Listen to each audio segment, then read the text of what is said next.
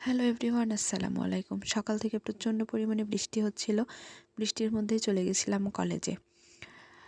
মনেই ছিল না যে বৃষ্টির মধ্যে স্যাররা ক্লাস নিতে ভুলে যায়। তারপরে ক্লাস থেকে বের হয়ে এসে যে পদ্মপুকুরের পাশে আমি আর আমার বান্ধবী মিলে ঘোরাফেরা করছিলাম এবং কথা বলছিলাম।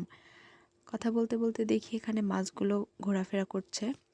আমার ধারণা ছিল যে আমি হাত বাড়ালেই মাছ ধরতে পারবো, কিন্তু মাছের মাথায় সে বুদ্ধিটা ছিল পালাতে হবে, কিন্তু আমার মাথায় সেই বুদ্ধিটা ছিল না যে আমাকে দেখে মাছটা পালাবে।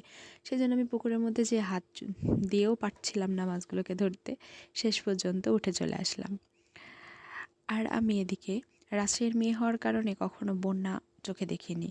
বন্যা হলে কেমন হয়, কেমন পরিস্থিতি হয় দেশের চোখে দেখিনি। তবে আজকে আমার ননদের বাড়িতে ঢোকার পর থেকে বুঝতে পেরেছি বন্যা হলে আসলেও পরিস্থিতিটা কেমন হয়। ওরা তো রান্নাবাড়া কিছুই করতে পারেনি সেরকমভাবে। আপনাদের ভাইয়াই দেখেন কেমনভাবে পানির মধ্যে ইট খুঁজে বেড়াচ্ছিল, রাস্তা খুঁজে বেড়াচ্ছিল, কোথায় পা দিলে সে যেতে পারবে, কিন্তু কিছুই ঠিক পাচ্ছিল না। ও ভয়ে ভয়ে আগাচ্ছিল। এত বৃষ্টির কারণে তারা রান্না না করতে পারায় রাইস কুকারে খিচুড়ি রান্না করেছিল। আর বৃষ্টির দিনে খিচুড়ি মানেই হিট।